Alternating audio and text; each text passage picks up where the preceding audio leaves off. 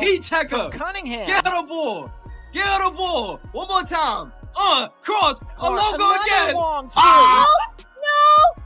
She's back.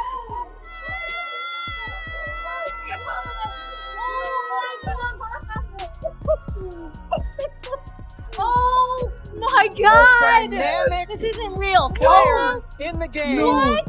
9 points in 38 seconds for No. Caitlin. She hit all 3 threes. And not only 9, What's it's going but look on? at the depth I on don't know. these I'm field moving goal away. attempts. She's certainly feeling Oh it. my God. Left side, right speechless. side. No. Now come back to your favorite spot Oh. again. It doesn't No. matter if there's a hand. What in am her I face. watching? The reigning champs had not lost, and no one had deciphered their code. When Caitlin Clark returned from injury on June 14th, the New York Liberty appeared unstoppable, dominating opponents as if they didn't exist. What followed wasn't just a victory, it was a total thumping that broke 8 records in one night. The Liberty's flawless season was over, and their confidence was destroyed. But here's what nobody saw coming. The Fever turned this into a blueprint for championship basketball. If you're excited for Caitlin's return, leave a comment below and let's go. Caitlin pulls left wing, the right wing, 30-plus feet. Logo crosses over, watch it. Oh my goodness! She is back! Back in the lineup, I'm ready to go. I think you're just excited more than anything. It gets kind of difficult when you prepare for a game. Obviously, when I'm on the bench, still knowing the scout, knowing everything that the other team's going to do, and still trying to mentally prepare and go through everything like I'm going to play, even though I knew I wasn't going to play. So, doing that, but also knowing I was going to be able to be active today, I think gives you a little extra juice. So I'm certainly excited just to get back out there, get playing, and really good opportunity for us at home here, coming off of a loss. So it's a big game. The New York Liberty entered June with a perfect 9-win, 0-loss record, making them the only undefeated team remaining in the WNBA. Every game was a statement, and every victory made them appear even more unstoppable. Imagine the reigning champions dominating every team as if they were playing against high school kids.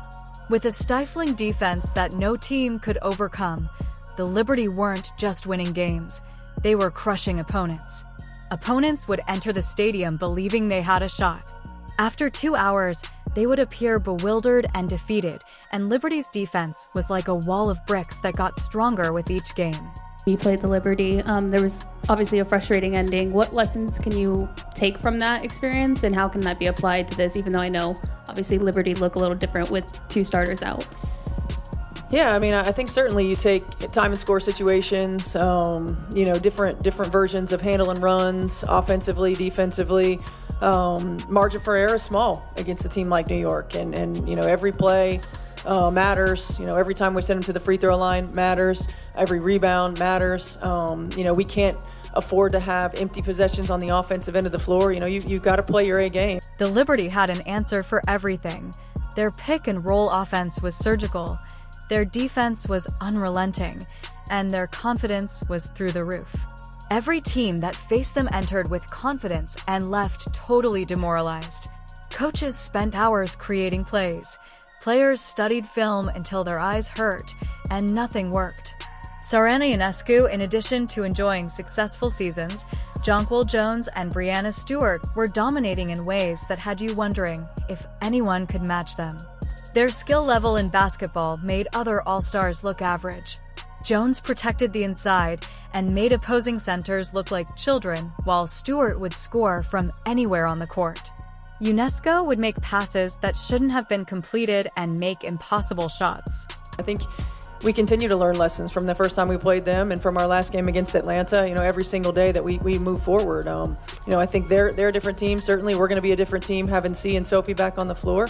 We're going to tip the ball up and go out, and we're going to give it everything that we have. The complete narrative is revealed by the numbers. They were averaging blowout victories and making elite players appear unimpressive. Their winning margin was not only remarkable, but also frightening. Teams with high league rankings would lose by 20 points. When the WNBA's top players faced New York, they appeared to be playing a separate sport, and even basketball analysts began to question if anybody could compete with them. This season, journalists were already writing articles about how long the streak may run, and sports shows were discussing whether anyone had a shot at all rather than who could beat them. Welcome to ESPN's coverage of the WNBA. The defending champion and unbeaten New York Liberty coming to town for the second time this year as we get ready for this game. And yes, she is back. Caitlin Clark will indeed be playing today. Missed the last 5 games with a strained quad, taking on the Liberty off to their best start ever. Sabrina Ionescu and company in this big Commissioner's Cup game as well. And as usual, all the seats are filled here. The Fever then had their chance, but they required a unique circumstance. The return of Caitlin Clark was something New York never anticipated. But even though Indiana was recovering from injuries and lineup changes, they hadn't yet looked like a championship team.